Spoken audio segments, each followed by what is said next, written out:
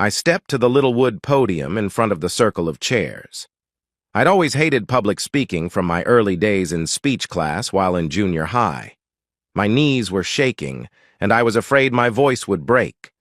Looking at the 12.5 men seated, I took a deep breath to settle myself and began. "Hello, my name is Gary," I said as an introduction. With a slight pause to take a breath, I continued. "And I am a cold." I waited at least 20 seconds while I watched my audience for their reaction. Most seemed startled at my statement, their expressions ranging from incredulity to just blank stares, but not a single man smirked at my initial self-deprecating admission. Well, not really. To have that brand on me angers me off to no end. This is my second meeting, and I have listened to a half-dozen of you tell your stories, so I decided to share mine. Unlike most of you, I am still married. My lawyer advised me to get counseling for anger control while we worked up my divorce case, and I got my duckies in a row. So far, it seems to be helping. At least I haven't killed anybody yet. This was met by smiles and soft laughter. Before all this started, I did not think I was a gullible man. I had no idea I was unobservant. I honestly thought I was a loving husband, and hopefully soon a proud father. I never considered myself a victim, nor did I ever think of myself as a loser. I was never the one on top of anything I did, but I was up there in the also-rans, or those who came close. In high school, I was in the top third of my class academically. The same goes for college. I graduated with a solid 3.4 GPA, more than enough to get into graduate school where, once again, I did fairly well while I worked as an accountant. Upon graduation, and with a little more experience under my belt, I got a good job as a CPA and thought I was on a solid track to success. Then I had the rug pulled out from under me. Academic and then financial success is one thing, but to have the one thing that defines your core ripped away is the worst a man can face. For your wife to tell you that you are not good enough for her, well, maybe not directly and verbally, but rather in deed, is devastating. I began to hyperventilate. I grabbed that little podium and held on like it was a life raft in a choppy sea. "Sorry, I got a little off target there," I said as I regrouped. Two men in the front row gave me a thumbs up and a nod to tell me they understood and for me to keep going. "Let me backtrack," I said. "I'm not going to start telling you how beautiful my wife is, how big her breasts are, and all that. I'm not going to describe our intimate life and claim it was super hot, and we had daily. I will say we were active in bed and seemed to have a great life outside of the bedroom as well. She was my best friend and my life partner, or so I thought. Ava and I met in college the semester before I graduated with my bachelor's degree.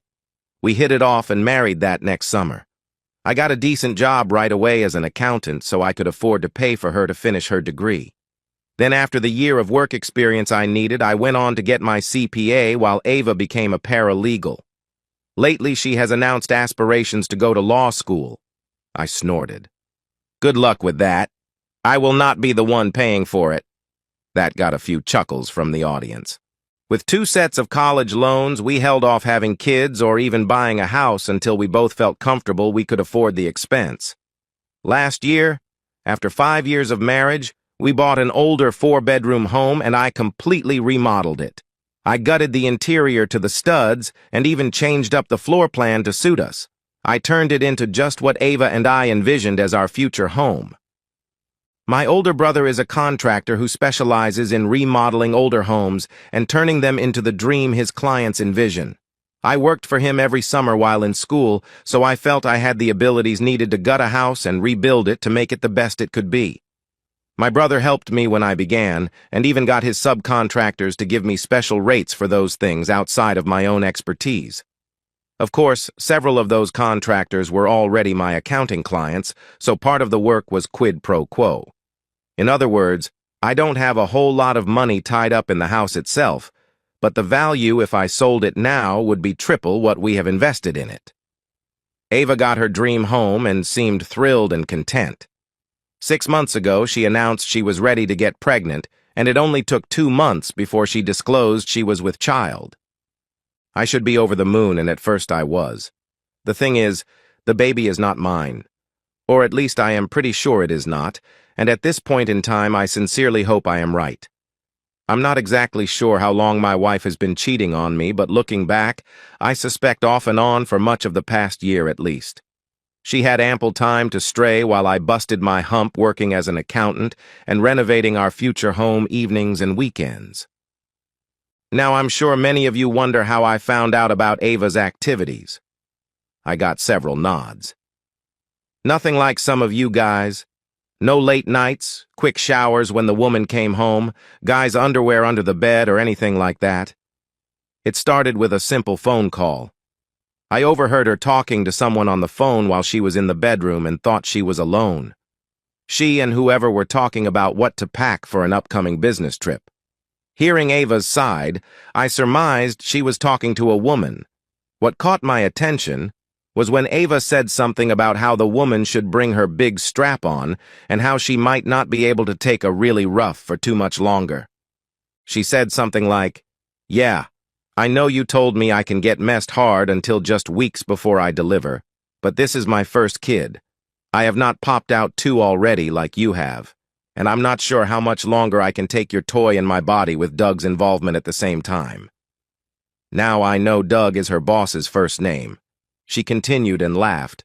"Oh, hell no. No way am I gonna let you use that big toy on my back. It stretches me enough as it is. I have to do extra Kegels so Gary doesn't wonder why I am loose when I come home after you finish using it on me. And when I am away a week and take that thing every night, I know I am stretched out. I had to pull out my toy and put on a show for him last time so he didn't get suspicious. He thought I was just getting warmed up for him. Of course, I am doing Kegels daily to keep tight. Doug is barely as big as Gary, so no worry there, but that toy is huge. Of course, I love it. Damn, girl, you know that. But this baby bump is really starting to show. I'm gonna have to start buying prego clothes soon. Nope, I still haven't got myself tested. I'm a little nervous that it might be Doug's kid. Oh yeah, he's been with me many more times than Gary in the past 6 months, and the timing aligns with that meeting in New Orleans. Plus, Gary was coming home too late at night and too tired to really have intimacy with me like I wanted around then. I was at my most fertile time. I'd just tell him to lay back and enjoy. He's never caught on. I saw a series of grins around the room. Okay, I know some of you are thinking I am making this up. I could not possibly remember a conversation with that much detail, especially if I was upset. Well, I've listened to that conversation dozens of times in the past few weeks. I recorded it on my cell phone, I said. I saw a few nods and expressions change from obvious skepticism to acceptance. I called a security guy my brother uses for help. He installed a couple of cameras and recording devices, plus provided a few I could put in her purse and briefcase. I caught her in my bed a few times while I was at work and had some interesting audio conversations. She is being intimate with both her boss and the secretary, often at the same time. The secretary is married with a couple of kids. From what I gather, they do when they can, and the boss often does one or the other women at work. Sometimes the women play. You gotta wonder how they get any work done from the sound of it.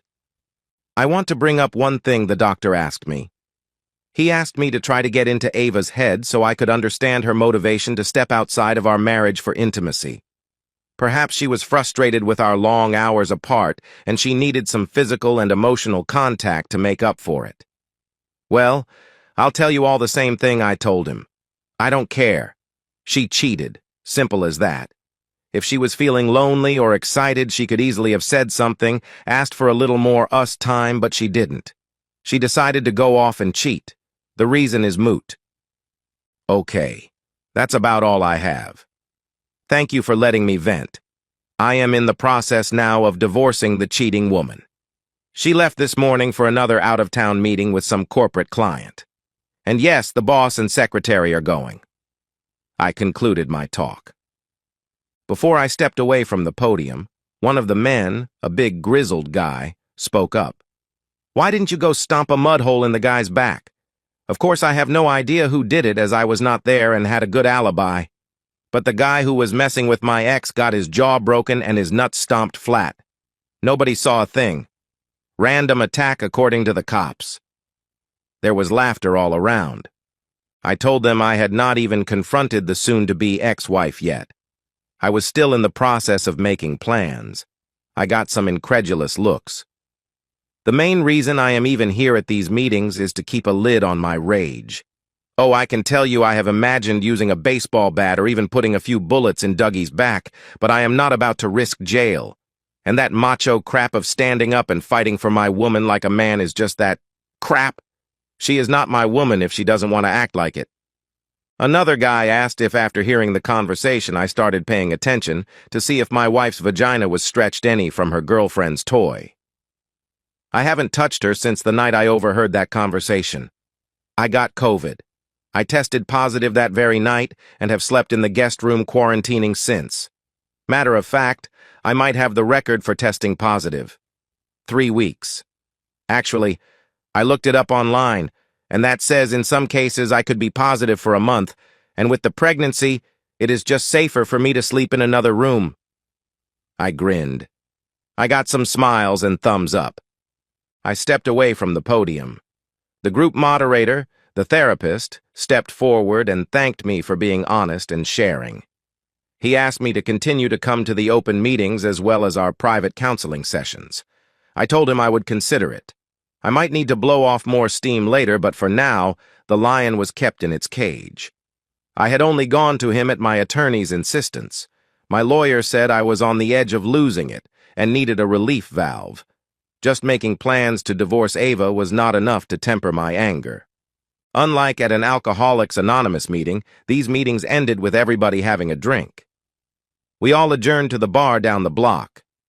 "So you haven't even told the wife you know she is cheating?"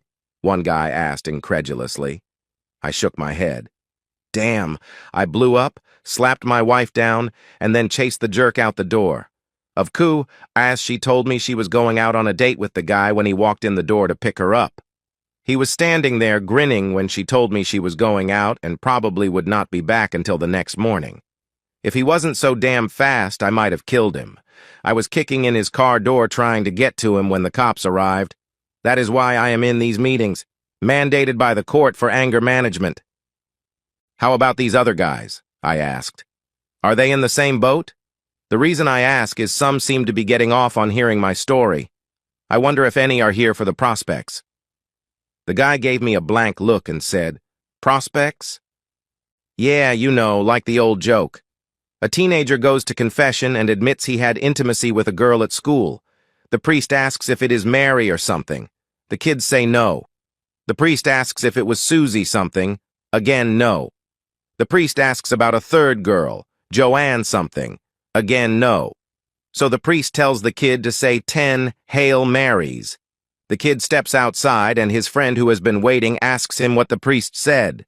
The first says, "He told me to say 10 Hail Marys and gave me 3 good prospects." The other guys at the table laughed. "You seem like a stand-up guy," one guy said. "If later you want somebody to do a little back-kicking while you are in church in front of a bunch of witnesses, let me know," I asked him, how he knew I was not a cop setting him up. "Because I work for your brother on occasion as a sheetrock subcontractor. I remember seeing you on the job a while back. You probably don't recognize me because I used to have a big beard and longer hair. Too noticeable if you know what I mean." I made a mental note to ask my brother for the guy's story sometime. I told him I was still just getting everything together like my lawyer advised. Then I'd have the cheating woman served and go from there. I limited myself to 2 beers. I was surprised at how much better I felt as I drove home. Maybe there really was something to that letting people, even total strangers, know your troubles crap. Confession or letting your demons out may be good for the soul, but I had work to get done. I was on a mission. Like I had told the guys at the meeting, my soon-to-be ex-wife had left for the week with her boss and the secretary, June. They planned to be gone the whole week to meet with some corporate clients. I suspected the work would be finished in 2 days. I knew it was a farce and knew what they intended long before I was told they might stay to visit the jazz festival on the company dime the next weekend. Ava was going to get comp time, so she'd have a few days off the following week if I could get away from my ledgers to spend some us time. More nonsense, I knew. She was just trying to keep me sexually sated and oblivious. 2 weeks later, I walked into the meeting room a little late. The others had taken their seats while the therapist was trying to get the meeting going by talking about how releasing your inner demons verbally was better than lashing out physically and risking criminal or civil consequences. I was not trying to make an entrance, but the room broke into cheers as soon as I stepped inside. "Glad to have you back, Gary. I know these guys want to hear the rest of the story from the man himself," my therapist announced. "Okay," I said, grinning, expressing a happiness I did not feel inside. I was, however, content for the moment. I stepped up to the podium. "A couple of weeks ago, I told you my tale of woe, about how my wife was cheating on me with her boss, possibly even pregnant by him. Not only that, but the legal secretary was also involved, and the three apparently enjoyed whenever they could. Well, today, I am going to tell you the rest of the story. When I related what I knew to you guys, I had not told the jerk's wife, nor the husband of the other cheating woman, anything I had found out. Not that they did not deserve to know, but I did not want them to overreact and blow my plans out of the water. I wanted to give my wife the intimacy of her life. Not sexually, because she would have enjoyed that. I waited until Thursday night of that week before telling either of the others what our spouses were doing while away. I apologized for my delay and explained why, then told them I was going to have Ava served at the airport upon their arrival back Sunday afternoon. I suggested they contact attorneys and gave them my lawyer's name. I asked them to not call or text their spouses and reveal they had been caught. After the initial shock wore off a bit, we started to talk. I found out, like in my case, that each of the cheaters called home every night to say how much they missed us and wished they were home. We all knew we were being fed a load of nonsense. At my urging, Janice, Doug's wife decided to take her kids to visit her sister and brother-in-law up in Alexandria. She was going to confide in them and have them come back and be with her when she confronted her husband upon his return. Apparently, this was not the first time he cheated. She has 2 teenage kids she had to contend with as well. Bill, the secretary's husband, could not get out of work for the weekend. He runs the maintenance department for the Ford dealership here in town. He did promise to not call his wife June. He said he wanted to choke her to death without witnesses. I told him about this group and how it helped me to subdue those same impulses. I got a bit of laughter. Anyway, I told both what I did with my finances and explained why. Removing half of our savings and checking account balances, etc. In my case, that was not much, but they each admitted to having a fair amount in their accounts. I told them I was not going to cancel my credit cards until the last minute, but would pay the bill out of the joint account to make sure my wife paid her half. I left them to stew on what they needed to do and went home. I'm sure you guys heard what I did at home, and it is all true. I got cheers and applause. I took a half bow. Yes, I spent the week dismantling my home. By dismantle, I mean I took it apart, but did not damage a single item. Some of you might remember from my earlier explanation, but I did most of the work renovating my house myself with a little of my brother's help. What I did was take back that work. I reversed it. I had to leave the sheetrock up with the texture and paint, but that, the carpet, and the air conditioning system was about all I left untouched. I disconnected every appliance and moved it away from the wall. The stove, dishwasher, and refrigerator were all unplugged, and even the connecting wiring harnesses were removed. Every bit of hardware was carefully bagged and attached to the appliance. I even took out the garbage disposal and left it in the middle of the kitchen floor with the sink and faucets all taken apart and removed. I decided to leave the kitchen cabinets. I could have taken them down and did take a few that the 2 of us could lift easily after loosening the retaining bolts. But that was just to show the soon-to-be ex her pretty kitchen was no more. I also left kitchen counters alone, as I had used a one-piece system that I could not take away from the wall without damage. That was not the case in the bathrooms. I drained and removed the toilets, took the vanities apart, again even took off the faucet handles. We even cleaned the edges of the vanities and sinks to remove plaster and caulk. When we were finished, it looked like a pile of used bathroom fixtures. Only a few bare pipes and cut-off valves poked out of the walls. The tub and shower stall was untouched, for the same reason I left the kitchen counters. Next, I took the bed and dresser apart as much as I could. The bed was easy, the mattress, box springs, and all came apart easily and were stacked in the hallway. All I could do with the dresser was to empty it. All my wife's clothes were put into our bedroom closet, which of course no longer had the pretty louvered doors. Our furniture looked nice and actually was very expensive, but like a lot of furniture nowadays is screwed together. We bought most of ours unassembled. I disassembled everything that originally came that way. My wife had not lifted a finger to help put them together. The shelving units lay in pieces on the floor. The credenza that held my booze and all my wife's little knickknacks was collapsed with all the hardware carefully bagged. I wanted to make sure nothing was damaged. The last things to remove were the ceiling fans and light fixtures from each room. The only thing I left was the chandelier in the dining room, but I took the light bulbs out of that. Oh yes, I removed every electrical switch and plug socket in the house. We capped the wires even though the electricity was off. I'd had to contract out for the air conditioning system to be installed, so I left that alone. I'd put in the water heater myself, but left it intact as well. Now you may be wondering what I did with all the stuff I took out of the cabinets, shelves, and off the walls. Well, I want none of that stuff as it would remind me of the cheating woman, so we spread it across the floor of the master bedroom. I mean, every dish and glass, every little figurine was placed carefully from the front of the closet to the door. You could not walk from the door to the closet without clearing a path first. Well, I take that back, as the door was not there anymore either. Nor were there any doors hanging except the exterior doors which I left in place for security. I explained before I am an accountant. Well, I kept a receipt for everything we bought to put into that house. My wife and I paid for it out of our communal assets, so I was going to give her back half of those appliances and fixtures. Just without the work, or what I called sweat equity, I had in the house. My wife had done virtually nothing to help except pick out the appliances and help plan the renovations.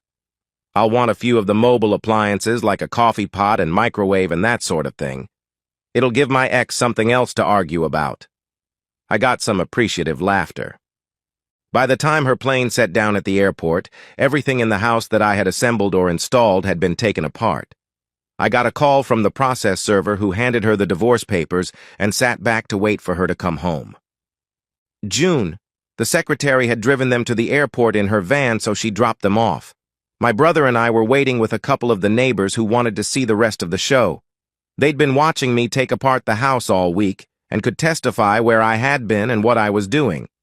While waiting for the cheaters to get home, we had been consuming the contents of my liquor cabinet and eating the steaks from my freezer I'd kept back. All the rest of the food was taken to Ava's mother's house earlier in the week. I told her my freezer had gone out, but that did not explain all the canned goods and condiments I dropped off.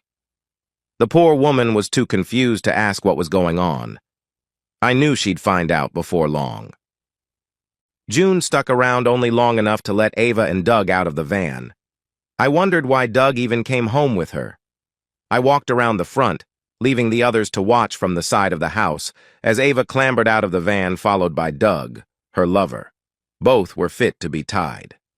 Well, she was yelling, waving the envelope she had been given. He was angry, demanding to know what kind of lies I might have told his wife and saying he was going to bury me legally for casting aspersions on his character. I had filed for divorce on the basis of adultery and named him as one of the parties. As you all know, the courts do not really care about the reason for a divorce, but my claiming adultery put a new light on the problem. Or rather added a bit of embarrassment because it would be part of the public record.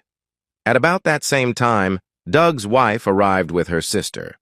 I knew Ava's time of arrival as I had been tracking her cell phone, so I'd given Janice a call they were on their way. Janice had already phoned me to tell me part of what she found when she returned home after her weekend away from home. She asked if I had been to her home that weekend. I told her truthfully, that I had been working hard at my own house and barely went anywhere else except to my brother's to sleep at night.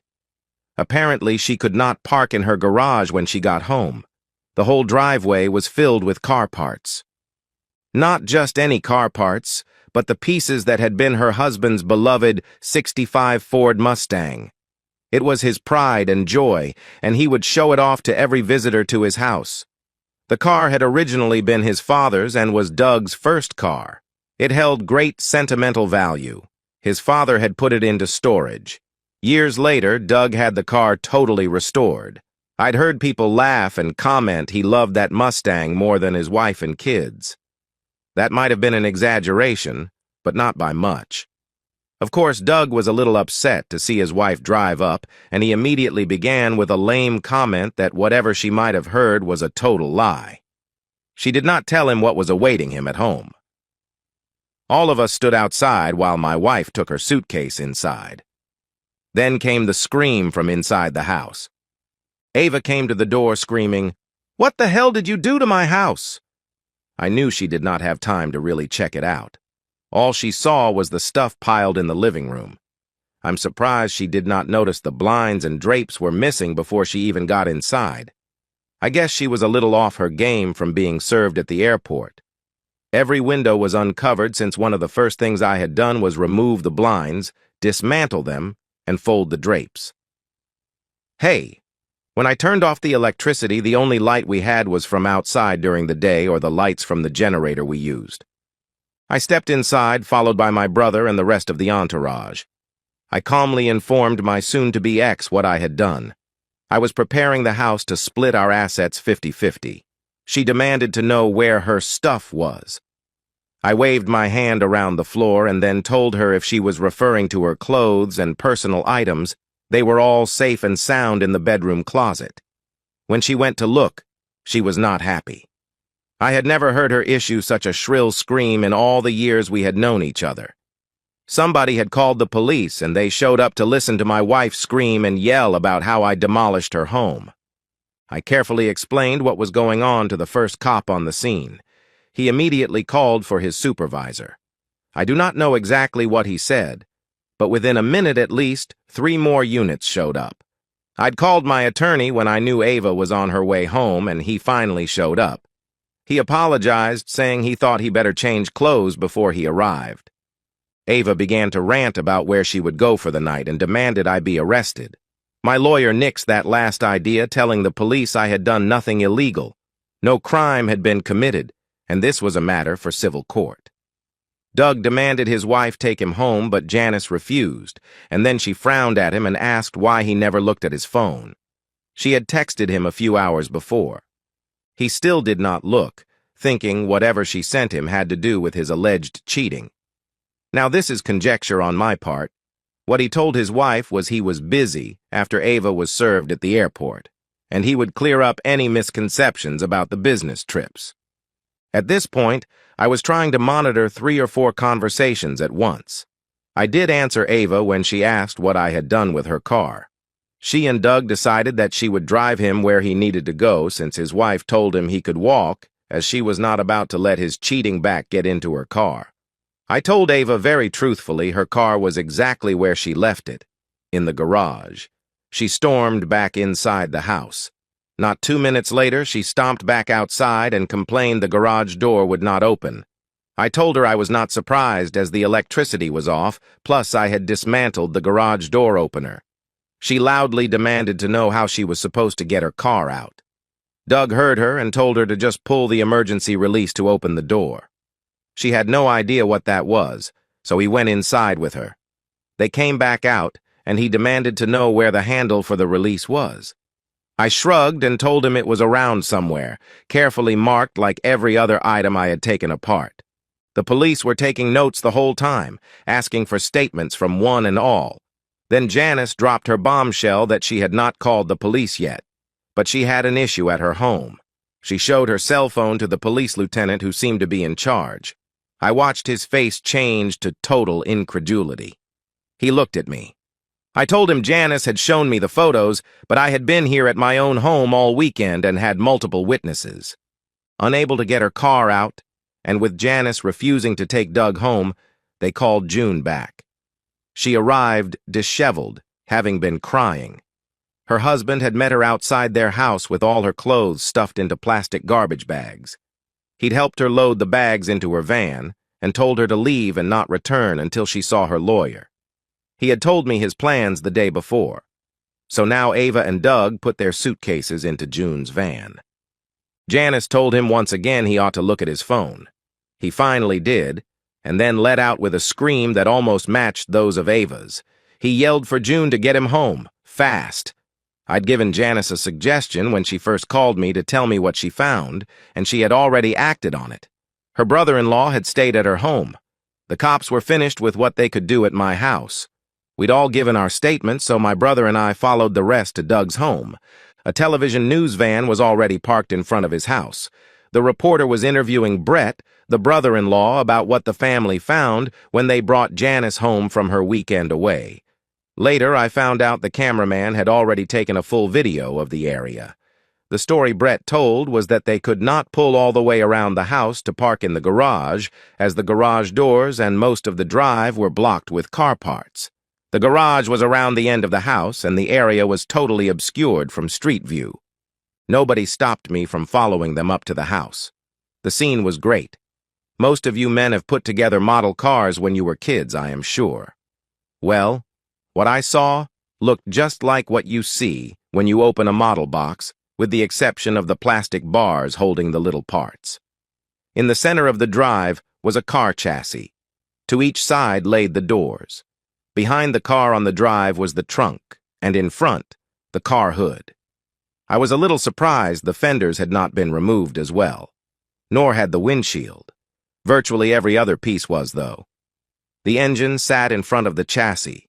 The radiator, fan, water pump, starter, generator, carburetor, and all the major parts had been removed. All the belts and hoses are placed neatly in rows to one side. The transmission and the whole drivetrain were sitting behind the car. The wheels were removed along with the brake assemblies. Even the seats were removed and sitting off to one side. I'm telling you, it was impressive. I'd never seen a car totally or almost totally taken apart. Everything was laid out very neatly. Not that any of that mattered. Doug lost it.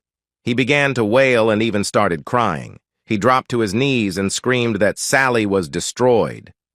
I asked Janice who was Sally. The television reporter was standing close by while the cops walked around the car looking over the scene. I can tell you I fell over laughing when Janice explained Doug named his car Sally.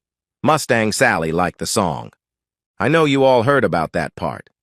Once the news reporter broadcasted her report, the story was picked up by the network and then made the full rounds on social media.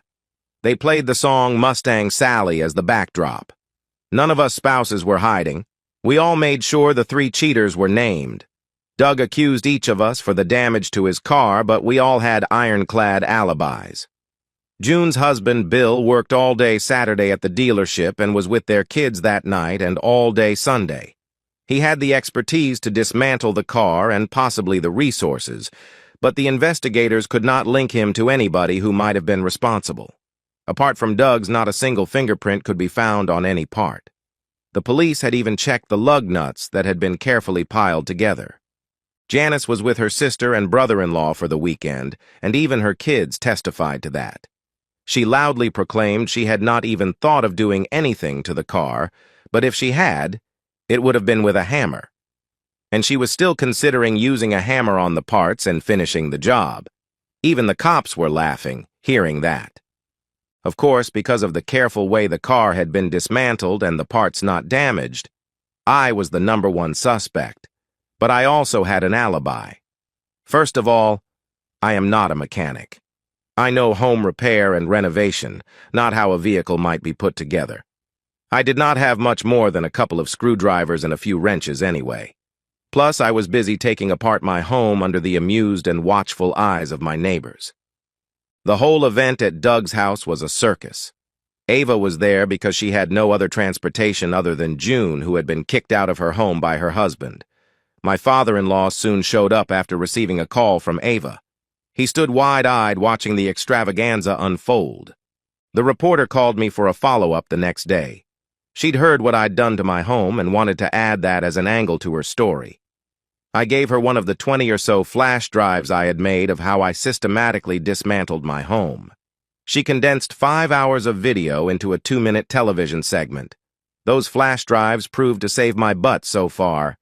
I gave them out like candy at Halloween. Of course, since I only had 20 drives, I'd also included the evidence of the 3 culprits cheating. Doug had got a restraining order for me to not publish a thing about his infidelities. But by the time the order was issued, almost all of those drives had been distributed.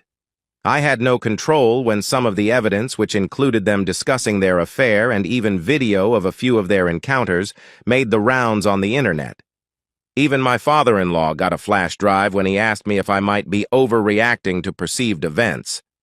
Doug was totally embarrassed to be seen switching places with his 2 female partners. Him taking up the back by June's toy while he had his face planted in Ava's crotch was the most humiliating and was cut out of the television segments but did show up online. That the 3 were videoed in flagrante delicto was mentioned often, even on television. Now, as of today, my status is still up in the air. I intend to push for the divorce to be finalized as soon as possible, but Ava wants to stay married for the sake of the baby. The paternity test which my wife initially protested showed I am not the father of her unborn child. I had to pay extra to get the test expedited, but since the child is not mine, I'll get some of my money back from the communal assets. Ava wanted the opportunity to discuss the matter privately and wait until the baby was born to test, but I had made it so public that she had no option but to submit to the test despite her attorney's advice. I have no idea what she plans to do or if Doug will step forward. He might not even be the father for all I know. That is not my concern.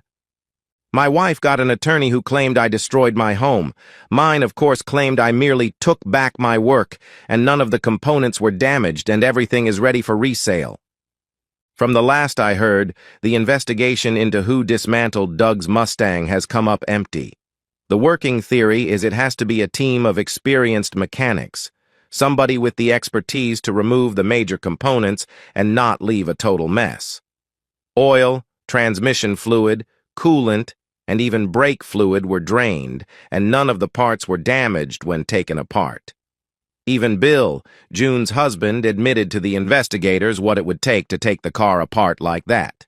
Components that might be compromised, like the manifold covers and valve assemblies, were left alone. Bill told me privately he would like to hire the men as they were fast and obviously knew their stuff. He told me as much as he loved it, he had nothing to do with taking the Mustang apart and asked if I had. I honestly told him I had not. Doug paid through the nose to get the parts picked up and stored. Janice told him he had 2 days to remove the junk, as she called it, from her drive so she'd have access to her garage. Otherwise, she'd hire a couple of neighborhood boys to pile the crap under the carport where Doug had kept the car. He knew she was serious. Before any of you think I came out on top of any of this, I was not unscathed. The very next day after Ava's return home, I was immediately fired from my job. I knew my boss was a good friend of Doug. Doug sent him clients, and in turn, he recommended Doug when the need arose. My boss had even been the one to originally suggest Ava go to work for Doug. When I was told I was fired, I leaned over my boss's desk and asked him point blank if he had been party to any of the intimacy play, and more specifically, asked if he had been with my wife. He denied everything, but that did not keep me from having a little talk with his wife to make the suggestion I suspected he might have. My ex-boss's claim I was poaching clients was dismissed when I demonstrated I'd brought many of them to the firm in the first place. A few others made the statement they did not trust the man after he fired me. I've agreed to handle all the accounts who followed me pro bono for 2 months while I work for my brother for minimum wage. Ava's attorney claims I am deliberately avoiding having a substantial income. I claimed I was simply helping friends while I determined my future career. I opened my fledgling part-time pro bono accounting firm in an unused office in my brother's building. If any of you need an accountant, let me know. I got a few cheers from the audience. I felt a little better about my circumstances, but I had to admit, I lost a wife, my home, and my dreams. All irretrievable. 3 weeks later. Once again, I walked into the anger management support group. I stepped to the podium. I see many of the same faces here. I guess you are here for the same reason I am. It is hard to get control of your emotions. Well, let me rephrase. That it is hard to keep them under control all the time. As Mai and I am sure your therapists say, there is a fine line between depression and anger. I talk to both therapists now. To be honest, it was not my choice. I know some of you had to come here because the court mandated it. I am here because my sister-in-law demanded it. We were all sitting at the dinner table, and my 8-year-old nephew asked loudly, "Uncle Gary, are you angry all the time because Aunt Ava was so unpleasant?" When asked where he heard that, my nephew pointed at me and said he heard me talking to his dad. My sister-in-law looked at me to fix the situation, so I said very carefully that it was really not polite to use that word, but yes, I was very upset with Aunt Ava. Then I hit the trifecta of keywords when he said, "Okay, I won't say that again. I like her. It's too bad she acts this way." You can imagine the glares I got from my sister-in-law. My brother was no help at all. He just stared at his plate and shook as he tried to keep from laughing. My sister-in-law told me very quickly that if I wanted to keep my boys, I better learn to watch what I said around the kids. Now my 6-year-old niece got into it and said, "Boys? I didn't know Uncle Gary had any kids. Where are they?" My sister-in-law said the boys were me, her dad, and her brother. Then the little 6-year-old, bless her heart, said, "Oh, so when you told Miss Sandy your girls were sore and tender from too much rough play, you meant because I fell and skinned my knee when—" To be honest, I did not hear how she finished because I was laughing too hard. But my sister-in-law was beet red. Okay, long story short, if I want to live with my brother and his family, I continue my therapy, including these group sessions, I announced. I cannot afford to live on my own. Right now, I have no income. I wanted to decrease what I made for the divorce, but people do not realize how difficult it is to even find an apartment without verifiable income. My sister-in-law is a lovely woman and generous to a fault. She just does not want her kids influenced negatively by my misfortunes. More keywords to go along with those others I mentioned. So where are we, apart from my getting my sister-in-law upset about what her kids were picking up while listening to my conversations? Over the last 3 weeks, I have done the minimum as regards making an income. I had only made marginally more than Ava had before I was fired. I personally felt she was paid so much because she was providing her boss with extra services. Of course, my lawyer told me to keep my mouth shut about that, as our minuscule difference in income means I wouldn't pay alimony. He told me not to mess that up. Janice kicked Doug out and filed for divorce. His beloved car, Sally, is somewhere in storage. Their divorce, as you might imagine, is already messy. She told me in no uncertain terms she was looking for any way to flay the bastard's meat off his bones. I know she meant that metaphorically, but I hope I am never called to testify if something physical happens to the man. Doug is having some major troubles at work. Most of his work is with the corporate clients. Somebody has put the bug out that possibly some of his negotiations may have been sweetened by sexual favors from Ava and June. All three adamantly deny that, of course, but apparently some clients are taking the possibility seriously and are taking business elsewhere. The firm in general has had some problems with other areas as well. They have been handling sexual discrimination and harassment cases. Some of those clients have changed attorneys and filed grievances to the bar, saying the firm cannot handle their own internal affairs when it comes to intimacy in the workplace. I understand Doug's continued presence is more of a liability than an asset, and he is close to being asked to leave. His situation at work has been made worse by the number of people driving past his office playing Mustang Sally by Wilson Pickett at full volume. Couldn't happen to a nicer guy? I hate it for him. Not. While I like the idea he may be out on his ear, Ava's income may take a nosedive. Her income is very high compared to the average salary for paralegals, especially with her short time in the field. Again, there have been aspersions that part of her pay is for her sexual services. The same has been said about the secretary, June. Of the three cheaters, June is the only one who might keep her marriage intact. She is trying her best to reconcile. She told her husband she loved screwing others with her toy. She just liked the power she felt. She claimed she never allowed Doug to have intimacy with her. She also claimed Ava was submissive and would go down on her upon command, and June loved to exercise that power as well. She admitted that while mostly it was one-sided, she did enjoy a little private girl-on-girl action on occasion. She is playing the child custody card as hard as she can. Bill told me he is considering keeping their marriage intact if she'd agreed to a postnup agreement. She has convinced him the intimacy with clients rumor is false. My marriage, on the other hand, is over. I wouldn't keep her if the baby was mine. All we need to do is split the assets. The judges, and I use that term in the plural since Ava appealed the original decision, declared I was justified in taking back my own sweat equity in my former home. I had not damaged any component but merely uninstalled them and left them ready for reinstallation or sale. I gave Ava possession of everything I had placed in our bedroom, but she had to pay the bill to pack and remove it all immediately, or I would consider it community property. Her father helped her pay and coordinate that. I wanted the stuff out of the house quickly, but refused to lift a finger to help. Ava tried to get me to help so we could talk. I refused to talk to her without my lawyer present. My sister-in-law went to observe and make sure Ava only took the stuff from the bedroom. My soon-to-be ex-father-in-law finally viewed the files I gave him and told me privately he understood my actions, but was still obligated to take care of his daughter. I think Ava moved back into her old room at their house. At our first joint meeting with our attorneys, as part of the separation of assets, I suggested Ava take her half of the household fixtures and appliances. She could pick out what she would want and I'd take something of similar value. She glared at me when I told her I'd give her first choice of toilets.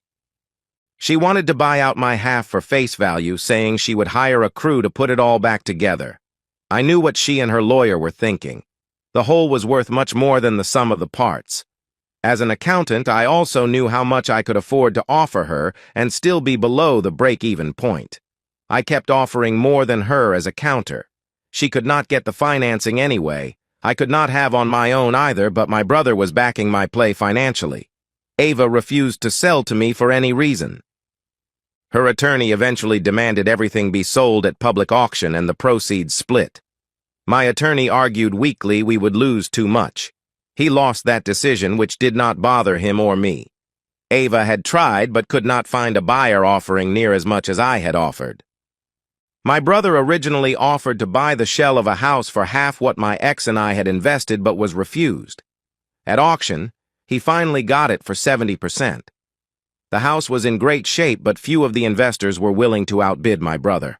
I'm sure several of those investors were interested but knew my brother would never work for them again, and other people in the trades would have followed suit.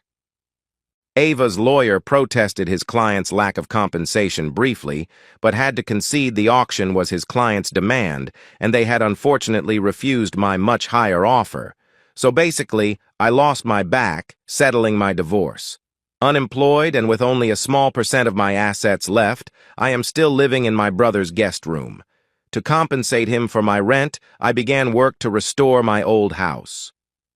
Everybody knows I was the one who took my home apart, but nobody has any idea of who dismantled Doug's beloved Mustang, let alone begin to provide a bit of proof.